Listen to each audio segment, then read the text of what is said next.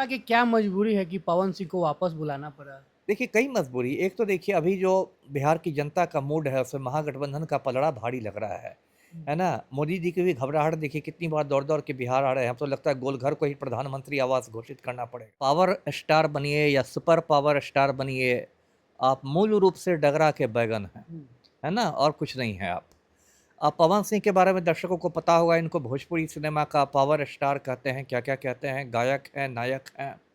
और कई साल पहले ये बीजेपी में चले। किसी ने बहुत जमकर प्रचार किया, कुछ जुमलेबाजी भी की, कहा कि कराकाट में फ़िल्म सिटी बना देंगे। मोदी स्टाइल में जुमलेबाजी भी हुई। उसके बाद पवन सिंह चुनाव हार गए, लेकिन अच्छे खासे उनको वोट आए, 2 लाख से ऊपर वोट आए और उनके चक्कर में उपेंद्र कुशवाहा तीसरे नंबर पर खिसक गए। ज्योति सिंह को लोकसभा के दौरान अपने पास बुलाए थे, इसके बाद फिर अलग हो गए थे। क्या लगता है सर, इस बार जो चुनाव होगा ज्योति सिंह के साथ प्रचार करेंगे या अलग-अलग रहेंगे दोनों? अब ये तो लाख टके का सवाल है। देखिए, पवन सिंह का जो पारिवारिक जीवन है ना, हमेशा विवादों में रहा। कहा जाता है कि सियासत में ना कोई अस्थाई दोस्त होता है, ना कोई अस्थाई दुश्मन होता है। एक दूसरे के खिलाफ चुनाव लड़ने वाले पवन सिंह उपेंद्र कुशवाहा की मुलाकात के बाद चर्चा तेज हो गई। पवन सिंह अब भाजपा में चले गए हैं। इसी सब मुद्दे पे हमारे साथ बात करने के लिए पूर्व आईपीएस अमिताभ दास सर है। अपनी बातों बेबाकी से रखते हैं।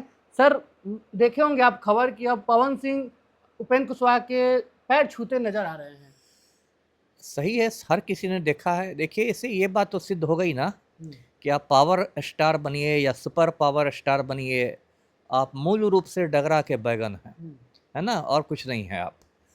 पवन सिंह के बारे में दर्शकों को पता होगा, इनको भोजपुरी सिनेमा का पावर स्टार कहते हैं, क्या-क्या कहते हैं, गायक हैं, नायक हैं।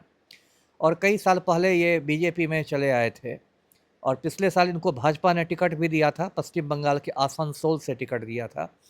लेकिन उसके बाद इनको लेके तृणमूल कांग्रेस ने एक विवाद खड़ा कर दिया कि पवन सिंह ने अपने भोजपुरी गीतों में बंगाली महिलाओं पर अभद्र टिप्पणियां की हैं।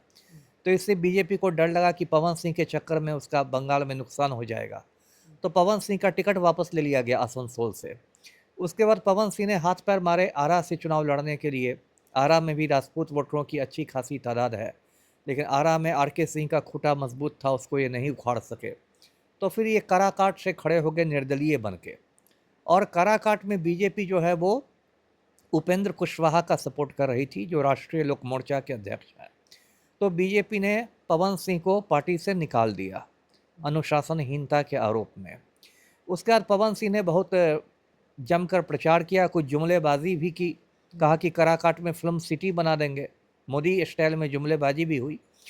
उसके बाद पवन सिंह चुनाव हार गए, लेकिन अच्छे खासे उनको वोट आए, 2 लाख से ऊपर वोट आए और उनके चक्कर में उपेंद्र कुशवाहा तीसरे नंबर पर खिसक गए। उसके बाद पवन सिंह बीच में एकदम भटकती आत्मा की तरह रहे, बेचैन। कभी हल्ला होता था कि जन स्वराज पार्टी में जा सकते हैं, कभी तेजस्वी की तारीफ़ करने लगते थे, कभी तेज प्रताप यादव से मिल लेते थे, कभी यूपी में धनंजय सिंह के पास चले आते थे, कभी जदयू की चर्चा होती थी। लेकिन अभी 3-4 दिन पहले क्या हुआ कि पवन सिंह ने जाके उपेंद्र कुशवाहा से मुलाकात की, पैर छूकर आशीर्वाद लिया और उसके बाद फिर दिल्ली में जाके तड़ीपार गृह मंत्री से भी मुलाकात हो गई, अमित शाह से भी। तो अब ये बात पक्की हो गई है कि पवन सिंह की घर वापसी हो रही है भाजपा में। और पवन सिंह की ये मजबूरी थी कि और पार्टी में दाल गल नहीं रही थी। भाजपा की ये मजबूरी थी कि पिछले लोकसभा चुनाव में भाजपा का अपना विश्लेषण था कि 3 सीटों पर एनडीए का नुकसान करा दिया पवन सिंह ने, आरा, काराकाट और औरंगाबाद में। और अभी देखिए आर के सिंह थोड़ा बागी तेवर में है, तो बीजेपी को ये भी चिंता है कि कहीं राजपूत वोट बैंक न छिटक जाए भाजपा से। तो इसलिए बीजेपी अब पवन सिंह को वापस लेने के लिए राज़ी हो गई है। लेकिन यही राजनीति है। उपेंद्र कुशवाहा विरोध कर रहे थे पवन सिंह के एनडीए में आने का, तो भाजपा के बड़े नेताओं ने पवन सिंह को कहा कि जाके उनका भी पैर छू लीजिए, उनकी भी इज्जत बच जाएगी, उनको भी कहने का मौका मिल जाएगा कि पवन सिंह ने मुझसे माफ़ी मांग ली, पैर पकड़ लिया था। तो यही सब राजनीति में होता है। राजनीति में कोई ना अस्थाई दोस्त है, ना अस्थाई दुश्मन है, बस स्वार्थ अस्थाई होते हैं। सर, भाजपा की क्या मजबूरी है कि पवन सिंह को वापस बुलाना पड़ा? देखिए, कई मजबूरी। एक तो देखिए अभी जो बिहार की जनता का मूड है उसमें महागठबंधन का पलड़ा भारी लग रहा है ना? मोदी जी की भी घबराहट देखिए कितनी बार दौड़-दौड़ के बिहार आ रहे हैं। अब तो लगता है गोलघर को ही प्रधानमंत्री आवास घोषित करना पड़ेगा। तो भाजपा में कहीं न कहीं एक बेचैनी है कि बिहार की सत्ता हाथ से फिसलती जा रही है।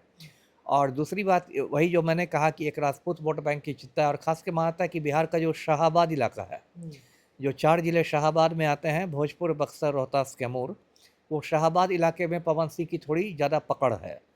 तो भाजपा को लगता है कि कोई टिकट दे दिया जाएगा आरा से, या फिर स्टार प्रचारक बना दिया जाएगा, एक हेलीकॉप्टर दे दिया जाएगा, कुछ तूफानी दौरा करेंगे हेलीकॉप्टर में पवन सिंह, तो कुछ भाजपा को फ़ायदा दिला सकते हैं। जी। ज्योति सिंह को लोकसभा के दौरान अपने पास बुलाए थे, इसके बाद फिर अलग हो गए थे। क्या लगता है सर, इस बार जो चुनाव होगा ज्योति सिंह के साथ प्रचार करेंगे या अलग-अलग रहेंगे दोनों? अब ये तो लाख टके का सवाल है। देखिए, पवन सिंह का जो पारिवारिक जीवन है ना, हमेशा विवादों में रहा है। इनकी पहली पत्नी थी नीलम सिंह, उसने आत्महत्या कर ली थी। फिर उसके बाद एक भोजपुरी अभिनेत्री के साथ ये लिव इन में रहते थे, फिर उससे भी झगड़ा हो गया। फिर ज्योति सिंह के साथ इनका आरा के फैमिली कोर्ट में तलाक का मुकदमा काफ़ी समय चला। ज्योति सिंह कहती थी कि पवन सिंह को अंदरूनी बीमारी है। पवन सिंह कहते थे ज्योति सिंह के पेट में गोली का निशान है। लेकिन काराकाट से जब खड़े हुए पवन सिंह, तो अचानक दोनों में बहुत नाटकीय तरीके से सुलह सफाई हो गई, और उसके बाद एकदम ज्योति सिंह आदर्श भारतीय नारी की तरह सर पर पल्लू रख के घूमने लगी पवन सिंह के साथ। लेकिन फिर देखिए कि चुनाव के बाद फिर दोनों के रिश्तों में खटास आ गई। जब ज्योति सिंह कुंभ मेला गई पाप धोने के लिए, तो पवन सिंह की तस्वीर को साथ में लेके गई, और पवन सिंह की तस्वीर को डुबकी मरवा साथ में रही लेके थी। गए। वो भी एक नौटंकी ही मुझे लगी कि जब पवन सिंह खुद साथ में नहीं है, तो ये तस्वीर को क्या डुबकी मरवा रही है कुंभ में। लेकिन राजनीति का ही दूसरा नाम नौटंकी है। उसके बाद अभी हाल में इंस्टाग्राम पर एक पोस्ट बहुत वायरल हुआ था ज्योति सिंह का, जिसमें वो पवन सिंह से कहती है कि आप डेहरी आए थे छठ में, लेकिन मुझसे मुलाकात नहीं हुई। मैं लखनऊ गई, आपसे मुलाकात नहीं हुई। आपने मेरे पिताजी का अपमान कर दिया, आपने ये कर दिया, वो कर दिया। और बीच में एक और वीडियो पवन सिंह का वायरल हुआ था, एक गायिका है अंजलि राघव, उसकी कुछ कमर में गुदगुदी लगा रहे थे। तो देखिए, मोटी बात यह है कि पवन सिंह तो सुधरने वाले हैं नहीं, है ना। अब ज्योति सिंह को फैसला करना है कि ऐसे आदमी के साथ रहना है कि नहीं रहना है ना। तो अब देखिए क्या होता है, बहुत सारी चीज़ें पर्दे के पीछे हो रही होगी। जी। सर, कहा जाता है कि जो चुनाव में आधी आबादी का भी हिस्सेदारी होता है। इस जी। बार आरा में जहाँ से चुनाव लड़ेंगे पवन सिंह, महिलाएं वहाँ पे वोट करेगी पवन सिंह को? अब कायदे से तो नहीं करना चाहिए। मुझसे महिलाएं पूछेंगे तो मैं तो सुझाव दूंगा कि नहीं करो, क्योंकि जो बंगाली महिलाओं के बारे में अभद्र बातें कर सकता है, वो आपके बारे में अभद्र बातें कर सकता है। ये तो उसका कैरेक्टर दिखाता है ना। या ऐसे भी कहते हैं पवन सिंह के बारे में कि उसने बहुत लड़कियों का, बहुत महिलाओं का जीवन बर्बाद किया है। तो कोई आदमी तो मेरी नज़र में पवन सिंह ठीक नहीं है। भाजपा जैसी सांप्रदायिक पार्टी में घुसा हुआ है। पूरे भाजपा की राजनीति का आधार ही है मुसलमानों से नफरत। फिर जाति पात का कार्ड खेलता रहता है, राजपूत वोट कार्ड खेलता रहता है। महिलाओं के साथ इसका बिहेवियर ठीक नहीं है। तो पवन सिंह को तो मैं कोई अच्छी नज़र से नहीं देखता। इसलिए महिला पुरुष क्या, मैं तो सबसे कहूँगा कि भाई इसको वोट नहीं दो। जी। चलिए, बहुत बहुत धन्यवाद सर। तो हमारे साथ बात करने के लिए थे पूर्व आईपीएस अमिताभ दास सर। पवन सिंह उपेंद्र कुशवाहा के मामले पर इनसे बात किए। इनकी बातों से कितने सहमत है, असहमत है, अपनी प्रतिक्रिया नीचे कमेंट बॉक्स से साझा करें।